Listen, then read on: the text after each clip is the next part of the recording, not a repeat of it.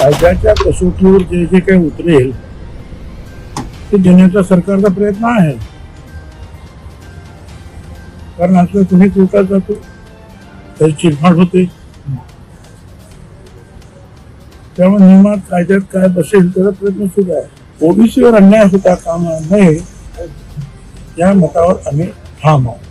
उद्या ओबीसीमध्ये अन्याय झाला असं लक्षात आलं तर निश्चितपणे ओबीसीचं सुद्धा आंदोलन सुरू होईल.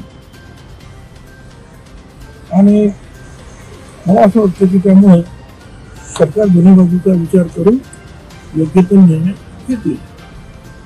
आणि आम्ही आमची मतं जे चुकीची वाटतात आम्हाला ते आम्ही जाहीर सभेतून मांडतो. मराठा समाजाच्या दबावाला बळी पडून सरकारने बेकायदेशीर आणि ओबीसींवर अन्याय करणारे निर्णय जाहीर केले. सरकार जरी दबावाला बळी पडले असले तरी आम्ही गप्प बसणार नाही. या अन्यायाविरोधात आम्ही जोरदार आवाज उठवणार आहोत. लवकरच ओबीसींच्या पुढील संघर्षाची दिशा ठरवली जाईल असं यावेळी मंत्री छगन भुजबळ म्हणाले. तर यावर तुमचं मत, तुमची प्रतिक्रिया आम्हाला कमेंट बॉक्समध्ये नक्की कळवा. चॅनलवर नवीन असाल तर चॅनलला सबस्क्राईब करून बेल आयकॉन नक्की दाबा.